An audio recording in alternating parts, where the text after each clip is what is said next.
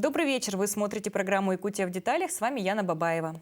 Что нужно для развития экономики страны и региона? Квалифицированные кадры, рабочие места и заинтересованные в выполнении своих обязанностей якутяне.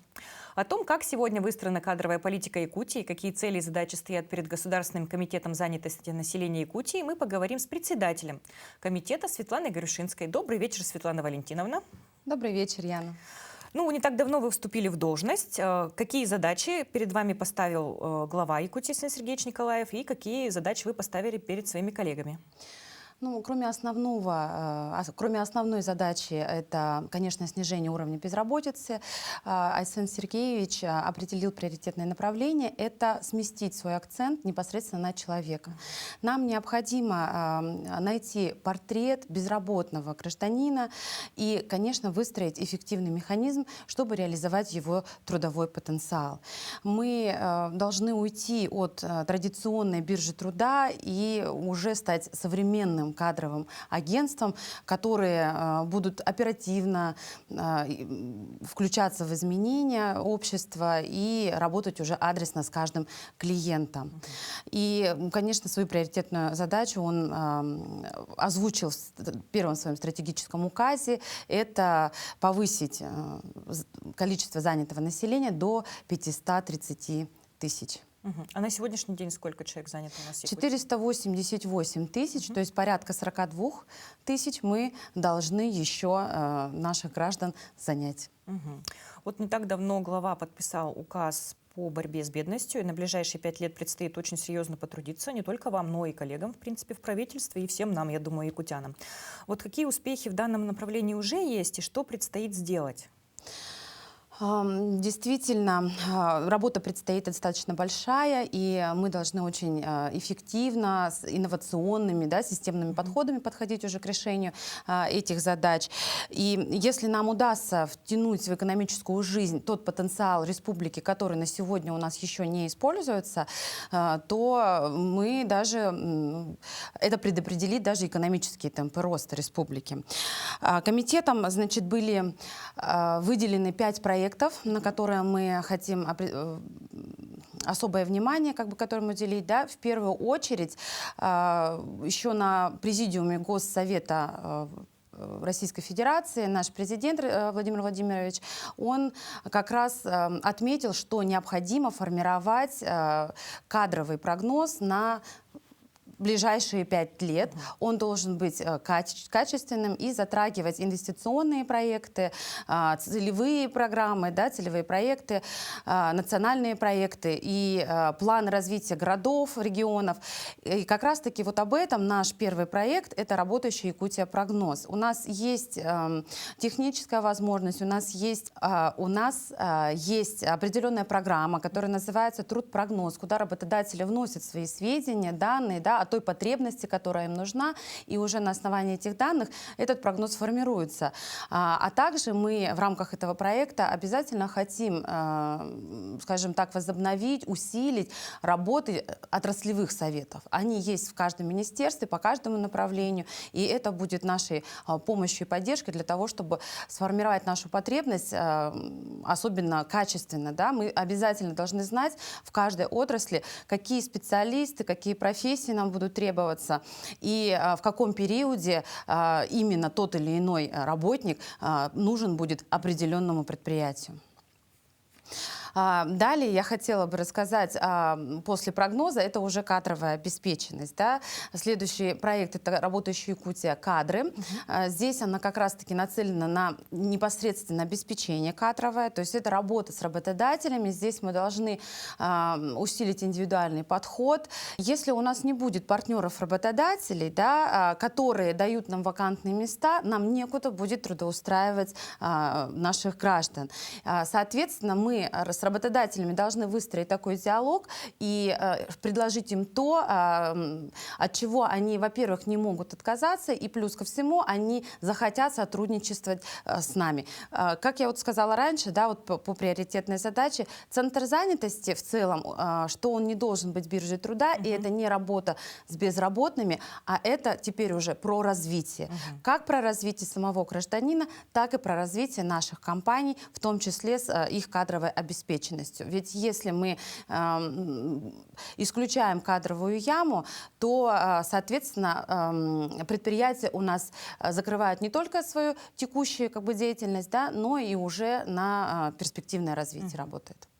То есть могут подобрать себе еще специалистов, скажем так, сверху потребностей, которые смогут... Мы сможем и подготовить, Да. получается, тех специалистов, которые они у нас заявят. Это вообще, как, по первому проекту прогноз у нас формируется, может формироваться как на 5 лет, так и на долгосрочную перспективу, вплоть до 30 лет. Поэтому, по большому счету, в любом периоде мы сможем узнать, какие же специалисты нам потребуются. И этим инструментом может пользоваться наше образование для того, чтобы готовить соответствующих квалифицированных специалистов для наших отраслей. Следующие проекты, они нацелены уже на определенные категории граждан. Да? Мы здесь выделяем, что у нас на повестке приоритетно стоит, значит, социально уязвимые категории, безусловно. Да? И наш проект называется «Работающая Якутия. Инклюзия». Он направлен на граждан, которые с особенными возможностями здоровья, граждане с инвалидностью. Тем не менее, это также ресурс, который действительно мы можем использовать, и зачастую граждане с инвалидностью бывают более эффективны работодателем, нежели здоровые люди. Здесь мы подходим, во-первых, с мотивационной точки зрения, потому что, как мы видим, что на сегодня, да, бытует мнение, что все-таки, если у тебя со здоровьем не все в порядке, что ты сможешь что-то... Сложно найти, да? Сложно найти работу, ты не сможешь с чем-то справиться, а на самом деле очень много ярких примеров, и я думаю, что мы в рамках разговора еще о них поговорим, что действительно результаты бывают действительно очень хорошие. Вот. В рамках этого проекта мы будем проводить и крупные мероприятия. Так, у нас в этом году планируется проведение «Инвостартап ВАИ», дальневосточный слет. Это будет масштабная площадка в рамках Дальневосточного форума, на которой мы соберем граждан с инвалидностью с Дальнего Востока. Тут привлечены, конечно, безусловно, общественные организации наши, да, и поработаем с ними в образовательной части, в рамках проекта будем обучать их основам финансовой грамотности, предпринимательской деятельности. Здесь мы подключаем Министерство предпринимательства, безусловно, да, наш основной партнер. И, значит, будем выявлять социально активных граждан, которые хотели бы, да, и могли бы себя реализовать. Ну и, конечно, мы здесь говорим о развитии социального предпринимательства. Вот такой вот как бы у нас проект. Следующий проект, он направлен на женское население нашей республики, потому что, как мы знаем, что, во-первых, Владимир Владимирович Путин у нас объявил годом семьи 2024 год, да, и мы особое внимание должны уделить женщине, потому что все-таки основой крепкой семьи, да, материнства у нас является женщина. Поэтому мы пилотно запускаем этот проект в рамках указа Победности. И в 2024 году мы хотим открыть 8 женских клубов в различных районах нашей республики, где женщины смогут, во-первых, у женщины мало свободного времени для развития, да, потому что основную часть своего времени она отдает семье и детям.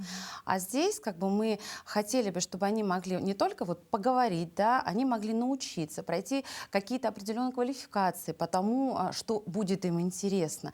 Плюс нам очень хочется привлечь женщин-лидеров, да, которые уже имеют успешный опыт, и они могли бы с ними поделиться этим жизненным опытом и направить их на то, что они, безусловно, могли бы себя реализовать и достигнуть очень больших высот. Последний проект, который у нас включен в портфель проектов по стратегическому указу, он консолидирует силы государства, бизнеса, общества как раз вокруг вопросов содействия занятости. Он называется у нас «Развитие экосистемы трудового потенциала нашей республики. В рамках этого проект достаточно сложный, потому что мы должны выстроить цельную систему. Должна быть разработана единая клиентоцентричная модель развития вот этого трудового потенциала, да, когда человек уже по выходу будет конкурентоспособным на рынке труда. Вот это то, что касается проектов. На самом деле проектов очень много и планов очень много, да, и я думаю, что когда утверждается портфель, это не означает каких-то рамок. Я думаю, что мы в рамках его реализации еще будем дополнять его какими-то новыми свежими идеями. В середине декабря президент страны Владимир Путин сказал, что уровень безработицы составляет 2,9%. Такого никогда не было в истории нашей страны, России.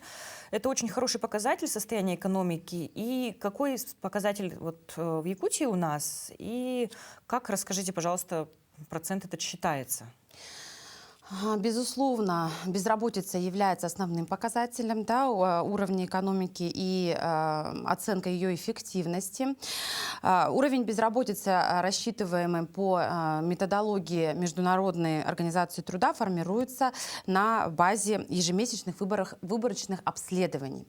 И уже, значит, формируется в процентном отношении из числа безработных, отношение числа безработных к рабочей силе. В Якутии за всю историю статистических наблюдений мы также видим рекордный показатель.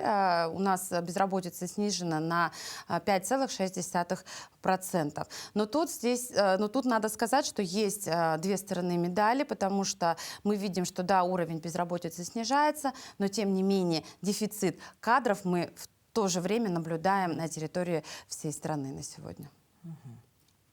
А в какой момент человек может считать себя безработным? Вот как только он уволился с работы или как только он встал, например, на очередь на получение работы на биржу труда? Вот как этот момент происходит? Безработным становится человек только тогда, когда он обращается в органы службы занятости и в установленном порядке признается безработным.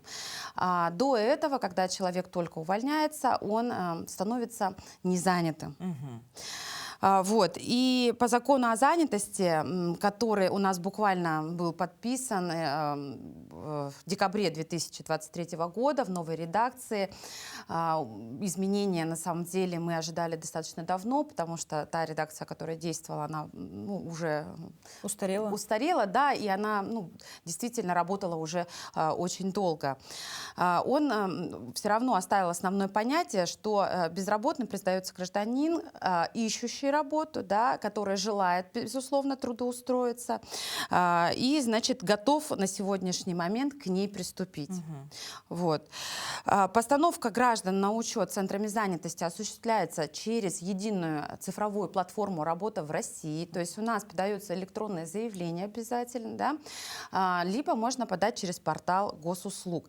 При этом при заявлении обязательно необходимо прикреплять свое резюме. Его также можно оформить на этом электронном цифровом портале и также на госуслугах. Уже исходя из этого резюме, центры занятости начинают предлагать определенную работу, которая подходит именно этому гражданину. И тут я хочу отметить, что если вдруг у гражданина, например, отсутствует учетная запись, да, или у него возникли какие-то проблемы, да, там, с именно заполнением электронного заявления или резюме, потому что мы знаем, что мы, конечно, постепенно идем ко всем цифровым трендам, да, технологиям, но тем не менее у граждан пока еще возникают иногда проблемы. Наши специалисты в любом центре занятости готовы помочь как консультации, так и вот непосредственно сесть вместе с гражданином. В каждом центре занятости у нас предусмотрены рабочие места, оборудованы компьютеры и бесплатный доступ организован вот как раз-таки к этой нашей единой цифровой платформе.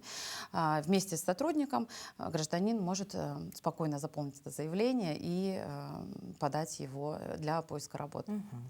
Вот хочу с вами поговорить про рынок труда. Можно сказать, что в какой-то степени это живой организм со своими предпочтениями и желаниями. Кто сегодня наиболее востребован в Якутии и кому, наоборот, сложнее найти работу? Вы на самом деле очень подметили очень правильно, что рынок очень чутко реагирует на все геополитические изменения, социальные, да, изменения в нашем обществе. И тем не менее у нас все равно наиболее востребованы остаются так называемые массовые профессии. Если мы говорим о рабочих профессиях, то это у нас водители автомобиля. Это самая востребованная профессия на сегодняшний день. И мы, Центр занятости, также в рамках профессиональной подготовки готовит, да, и у нас проходит и переподготовку, водители с категории на категорию повышают свою категорию, да. Также это машинисты различные, да, экскаваторов, значит, бульдозеров, да, в крупных промышленных предприятиях. Это электромонтеры, вот. Если мы говорим о служащих, здесь, конечно, нужно отметить, что нам на сегодня на рынке труда очень требуются врачи, очень требуются учителя, полицейские. То есть, по большому счету, это все те профессии, о которых мы говорим ежедневно. Также, наверное, надо сказать, что наоборот, если мы говорим, да, кому же довольно сложно найти востребованность, да, на рынке труда, работу, да, это бухгалтера, экономисты и, к сожалению, юристы. На сегодняшний день вакансий по вот этим направлениям от работодателя у нас поступает все реже. А какой бы вы совет дали, например, тому же юристу, который, вот, допустим, закончил вуз, вот куда ему пойти? Если не юристом, то какую сферу выбрать?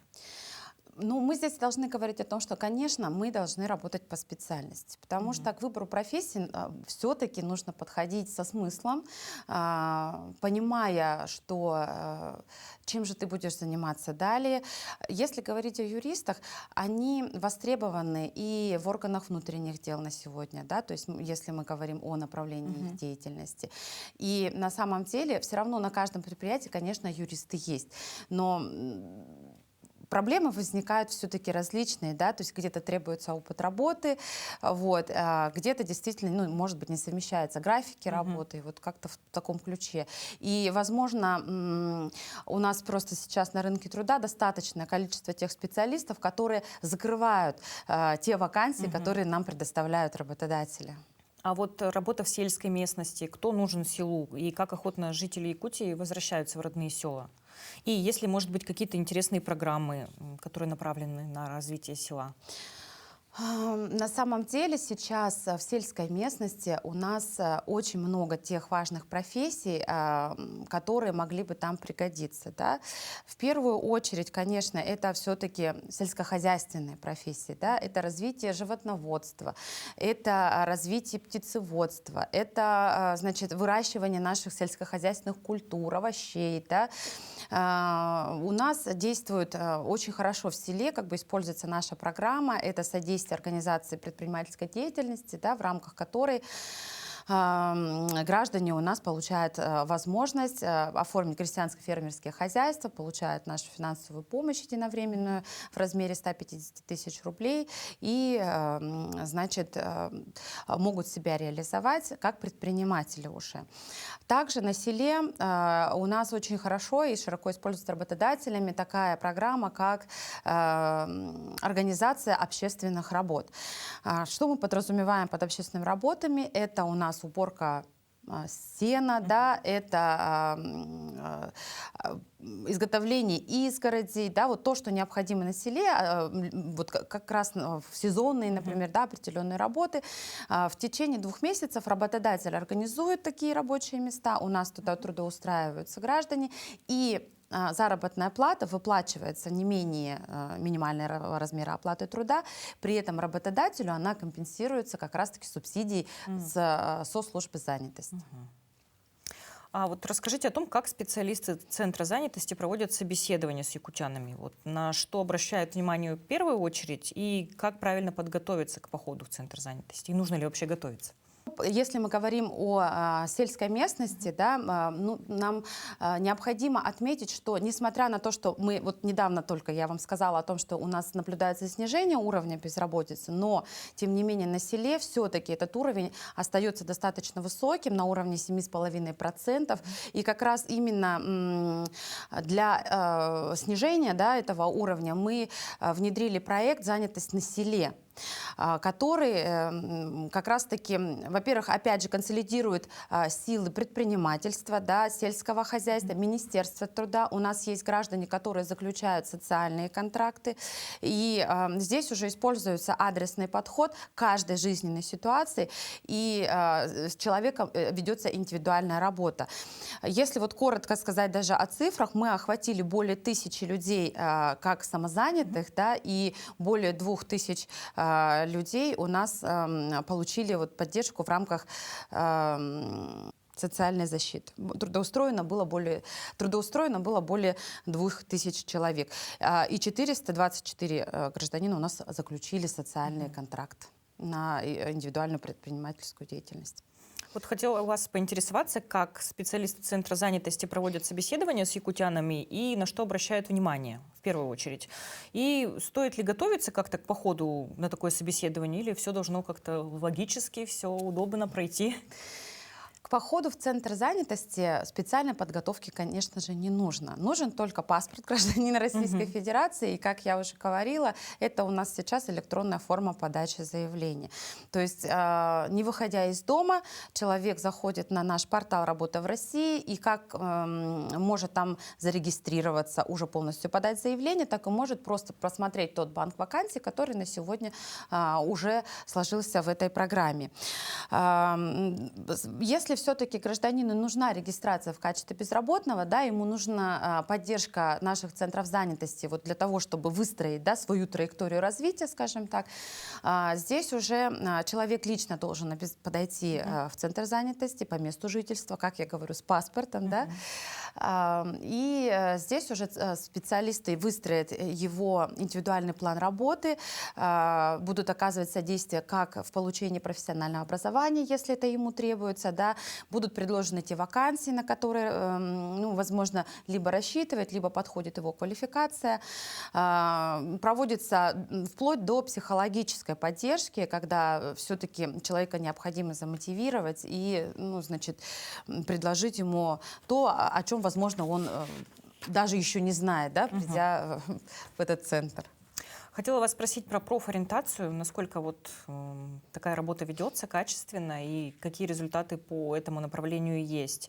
И хотела бы сразу попросить вас, чтобы вы дали совет сегодняшним школьникам. Вот скоро у нас выпускные экзамены, скоро весна, и как бы на что обратить внимание детям и родителей, ведь через буквально несколько месяцев им предстоит сделать один из важных выборов в своей жизни.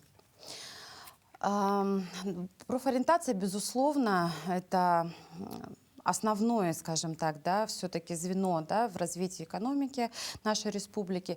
Сейчас как раз-таки редакция нового закона о занятости, она подразумевает, что Госкомитет занятости становится координатором этой деятельности. Да. У нас будет создан обязательно координирующий орган, да, то есть это межведомственный будет орган, который будет выстраивать всю систему, всю, ну, скажем так, и все единые подходы к этому направлению по всей республике. Выбор профессии – это действительно такой ответственный шаг, который предопределяет дальнейшую жизнь человека. Да? И то, с каким усердием подойдет к этому школьник и родитель, да, зависит как раз-таки, ну, от них самих, безусловно, но мы должны им обязательно помочь. В первую очередь, какой совет? Да? Наверное, когда они подходят к выбору профессии, профессия должна быть интересна им, да? Она должна быть им привлекательна, безусловно. Потому что раньше, например, да, мы говорили о том, что вот нам мама, значит, мне сказала, что нужно идти туда.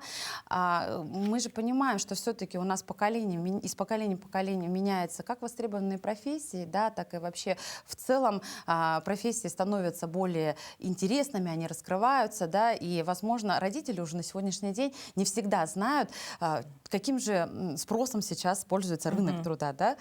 Вот, поэтому школьники должны, ну, конечно, исходить вот из того, что им сейчас нравится. Вот.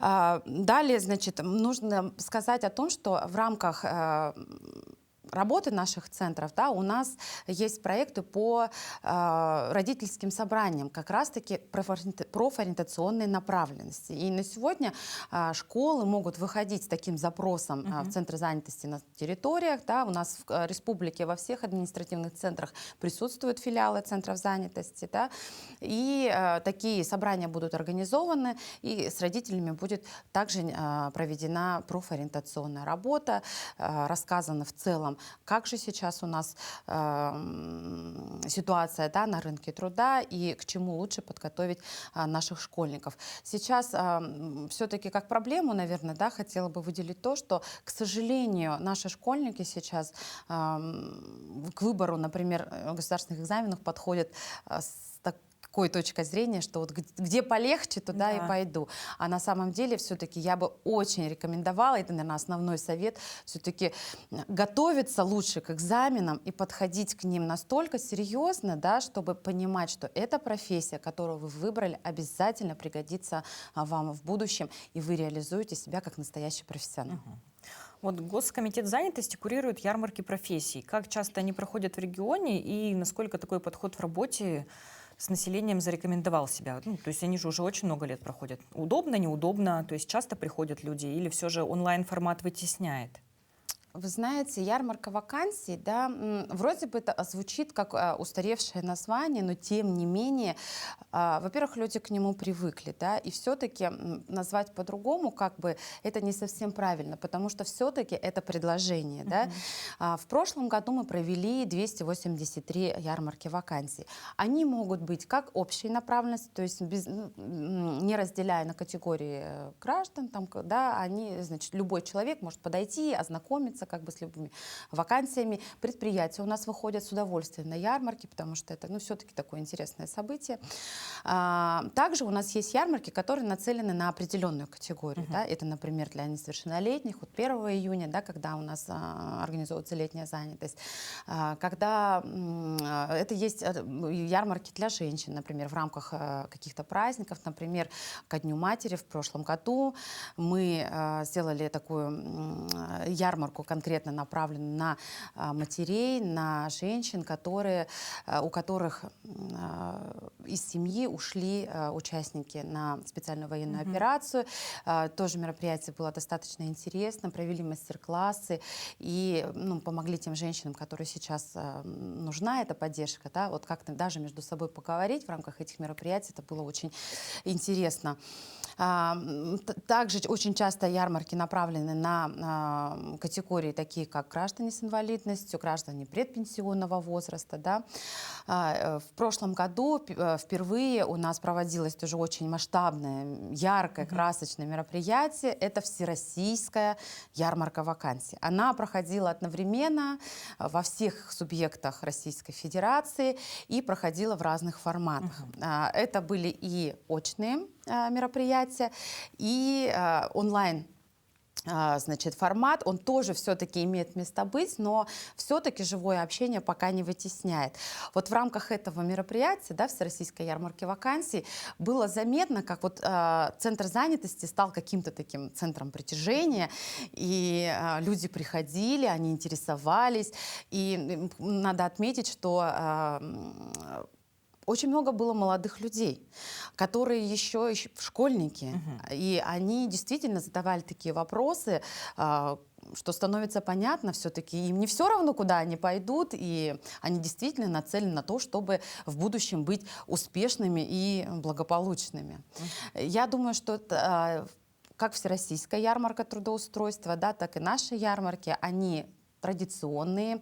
В этом году Всероссийская ярмарка у нас запланирована на 12 апреля. Параллельно с этим в Москве на ВДНХ будет проходить фестиваль профессий. Там же мы будем показывать свою площадку, потому что все-таки в Якутии промышленные предприятия — это действительно очень крупные работодатели, которые есть что предложить и есть что показать. Ну, вот про ярмарки вакансий как-то так. Это до сих пор востребованное, очень нужное мероприятие. Форматы, на самом деле, несмотря на название, могут быть действительно различные. Ну вот вы сказали как раз про промышленность, и есть очень интересный проект, который называется «Местные кадры в промышленность».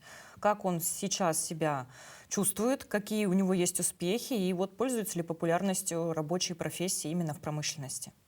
Безусловно. Этот проект, он зарекомендовал себя очень хорошо, очень эффективно.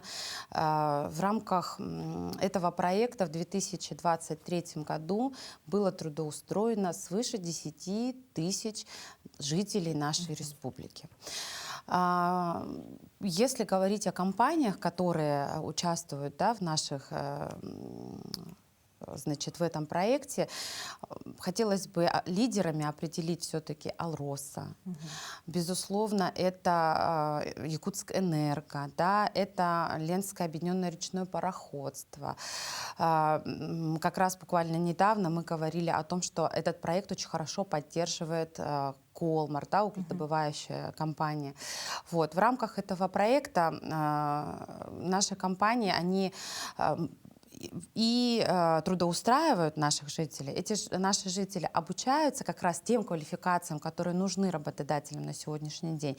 Это, значит, буровые установки, это вот машинисты, да, о которых я говорила, да, это горнорабочие. Вот. И надо сказать, что также работодатели уже за свой счет проводят стажировки и тоже охватывают достаточно много наших жителей. Вот в рамках проекта «Работающие Якутия кадры» мы хотим масштабировать вот этот проект и уже выходить не только на промышленность, да, на промышленные компании, а уже на другие отрасли. Ну, проект действительно интересный, стоящий. Вот хотела вас попросить, чтобы вы дали совет якутянам, которые ищут работу. Вот с чего нужно начать, как быть и как получить хорошую работу. Ну, сначала, наверное, нужно обучиться той специальности, которая тебе нравится, безусловно. Но если все-таки, да, уже на сегодняшний день очень много таких людей, которые трудоустраиваются и потом понимают, что, оказывается, ну, не мое. Да. Сейчас есть действительно очень много возможностей для того, чтобы либо повысить свою квалификацию, либо вообще пройти профессиональные переподготовки, да, и уже в целом изменить свои профессии за достаточно короткие периоды. И начать, конечно, нужно. Ну, я как председатель госкомитета не могу не сказать с обращения в центры занятости. Потому что действительно все-таки специалисты, которые подходят с индивидуальной работой, помогут направить человека в правильном направлении. Поэтому мне бы хотелось, чтобы люди уже перестали бояться этого, да, и не думали то, что если они обратятся в центр занятости, нам предложат не те профессии. Это не так, мы трансформируемся, мы идем в ногу со временем, и я думаю, что каждый человек сможет найти ответ на свой вопрос и обязательно станет рабочим человеком. А насколько важна цифровая трансформация для вот комитета?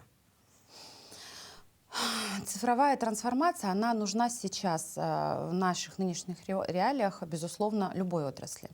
И отрасль занятости, она не является исключением. Поскольку это все-таки новые подходы, это оперативность, безусловно. Сейчас мы можем обмениваться уже большими данными, да, которые помогают нам подводить, значит, и делать такую аналитику и выстраивать уже направление своей деятельности так, чтобы это приводило, ну, к достаточно высоким результатам. Ну, про оперативность, да, мы уже говорим, что мы уже в рамках республики можем буквально там в течение очень короткого времени обменяться и либо проанализировать, реализовать даже проекты, поскольку нам вот эта цифровизация особенно помогает. Хочу заключительный вопрос вам задать про конкурентоспособность. Вот насколько наши кадры конкурентоспособны и как ее повысить, эту конкуренцию между людьми, чтобы у нас были качественные, хорошие, интересные специалисты? Но и когда мы говорим о конкурентоспособности на рынке труда, здесь мы должны понимать, что это зависит от конкретного человека, от его способностей, от его, безусловно, желания, потому что в первую очередь мы должны сказать, что без желания человека мы вообще не можем говорить о занятости. Да? И когда мы работаем с человеком, в первую очередь мы должны понять, готов ли он, да, стать конкурентоспособным, и мы предлагаем ему те профессии, ту профессиональную подготовку, о которой я сказала, да, которая будет востребована на рынке труда еще даже в ближайшие несколько лет. Вот. Смотрите, когда мы говорим вообще о конкурентности, да, если заходить немного назад, всегда наши родители тоже нам говорили, да, нам необходимо получить высшее образование, и только тогда ты найдешь себя, значит, в жизни, да, и реализуешь себя. На самом деле это не так. Когда мы говорим о конкурентоспособности, мы, наверное, сейчас уже даже больше говорим о рабочих профессиях, потому что рынку необходимы эти профессии. И сейчас очень важно и детям, знаете, вот есть такое выражение, буквально недавно посещала очень крупное мероприятие по национальной оценке системы квалификации, и там были сказаны такие слова: если раньше нам говорили, что будешь плохо учиться, пойдешь на завод, да, сейчас мы говорим, если ты будешь хорошо учиться, может быть, тебя возьмут да? на этот завод, понимаете? Поэтому здесь все-таки очень много зависит от квалификации и, как я еще раз повторюсь, от желания самого конкретного человека. Благодарю вас за то, что ответили на вопросы, которые волнуют всех жителей нашей республики. Желаю успехов вам в вашей работе. На этом выпуск нашей программы подошел к концу. С вами была Яна Бабаева. Смотрите нас по будням в 19:15. Расскажем обо всем в деталях.